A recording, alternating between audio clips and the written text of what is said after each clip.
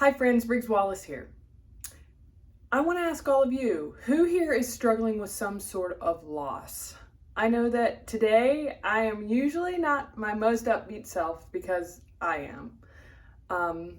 The apartment building next to my apartment burnt down to the ground this weekend and 10 families lost their home. And the grief that I feel around their loss and around the reflection of their loss and how I have lost a lot this year too is really hard to bear.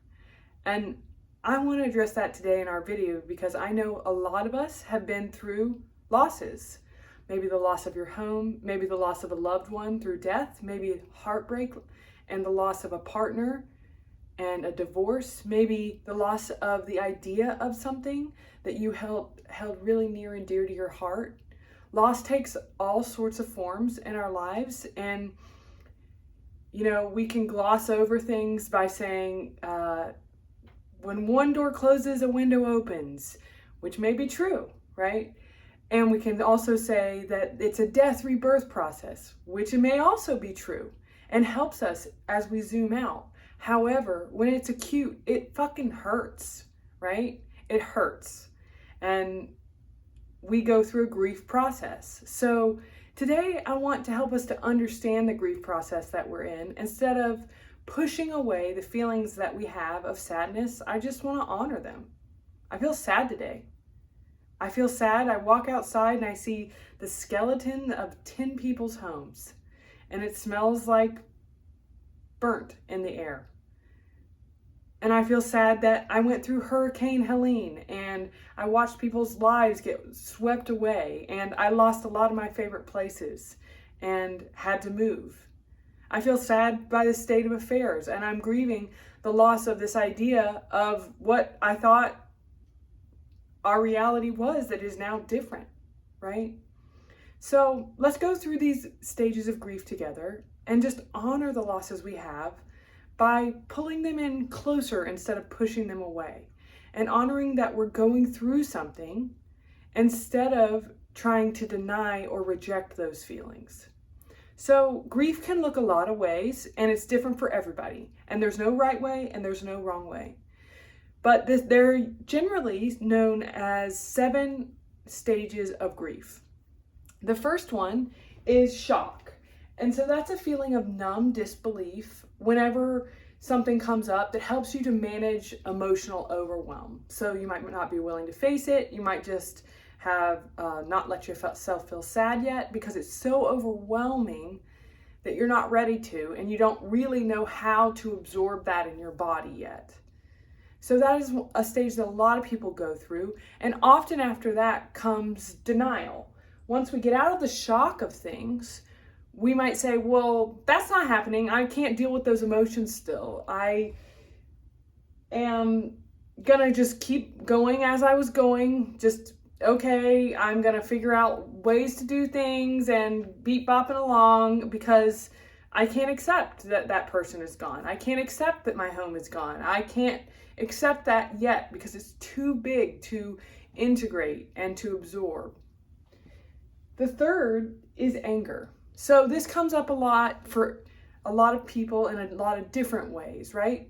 You might project your anger at someone's loss at the person that you lost, right? Whether that be a partner or whether that be the death of a loved one, or whether that be whatever it is, right? The loss of your house, the loss of the region of your area. And we could say things, it could look like anything like you're angry at the person who died. You're angry at the doctors who treated them. You're angry at yourself. You're angry at the community for not being more prepared. You're angry at ... You fill that in, right? And the important thing to know about this anger is that it's a stage of grief and it's valuable, right? Anger needs to come up and out. We often try to turn away from anger and we don't enjoy being around people that are angry. But when we can honor it for what it is, and instead of pushing it away, it's like allowing a fire to burn off and then go to a healthy burn off and then simmer down, right? We need those cathartic releases. We need to burn off that anger. And so it is actually a healthy expression of grief. The next stage might be bargaining. Now, bargaining looks like you starting to say in your head, I'll do anything to get away from this pain. I'll do anything, right? Bargaining could look like escapism through drugs, sex, rock and roll, right? It could look like overindulging in food. It could look like wanting to get out of the place where you experienced the thing by jet setting. It could look like a lot of things. And it is frequently accompanied with the feelings of guilt, like you should have, bargaining like you should have known better so that you could have stopped this, or you should have been able to do this, or if you'd done this differently, then that wouldn't have happened, right? So that's us bargaining. The next stage is depression. Now, I think we're all aware of what depression is, but that's a lot of feelings of deep sadness and a feeling of emptiness, right? And perhaps a loss of interest in things that we used to enjoy, and withdrawal. So that can come up often. And again, here's the thing, is that these are big feelings, but we don't want to demonize them. We want to accept them as stages of griefs that we're moving through, right? Because the more we can turn to face the things that we're scared of and that we fear and that aren't comfortable, the more they are allowed to come up and through, instead of being held off at a distance for a really long time, just waiting on the perimeter until we're ready, right? So this is how you move through grief instead of continually grieving by being in that stage of denial, right? And the next stage is testing. This involves trying to find solutions. So I'm going to try and find a solution. I'm going to move. I'm going to do, whatever it is. Maybe I need to do a memorial. Maybe I need to create a ritual. Maybe I need to start over. Maybe I need to ... You'll know what your testing looks like. And just know that it's okay. And then the last stage is acceptance. Now, this is not a happy feeling, right? This is where loss is our new reality. We've accepted it, and it's often accompanied by building new relationships or taking on a new role within yourself, right? So the important thing about these 7 stages is there's no timeline for grief, right? And you could go from acceptance to testing, to depression, to bargaining, to denial, to shock, to testing. And it would all be okay if you allowed it to be. And if you honored that there's grief.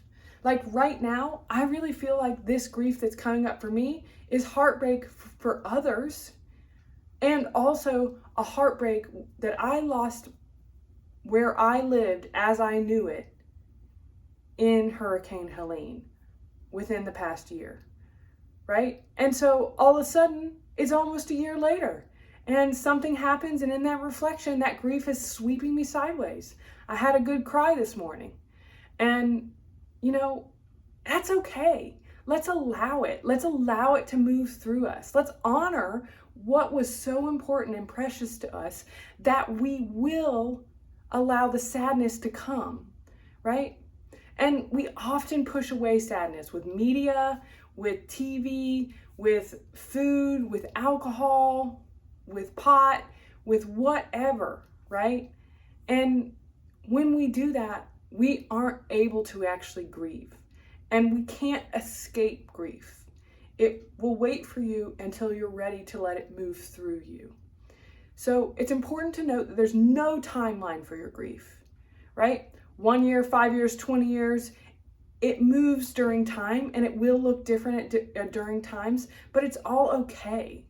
We need and can usher it in instead of pushing it away, and accept that this grief is for us, for our integration, and for our benefit to help us to assimilate change and to assimilate loss. And the more that we can allow not only ourselves to accept this grief, but also allow others to grieve, right? Not to name it as something wrong. If they feel depressed, we don't have to bring them up, right? We can just allow that to be okay because they're moving through something, right? Or if they're angry, man, we don't want to come over and tamp and be like, calm down. We want to say, yeah, this feels frustrating. This is unfair. This is unjust. This hurts. So the more we can honor other people's grief and stop trying to fix it, the more we offer them the inner peace and absolution that they are seeking. I hope that you can offer it to yourself as much as you would offer it to a friend. Thanks for joining me on my journey. If you like this video, check out some of my other ones. Like, subscribe, or leave a comment below. I'd love to know more about your journey and what you're up to and where you are. If you're interested in coaching services, check out the link in the description and my website. Many blessings and much love.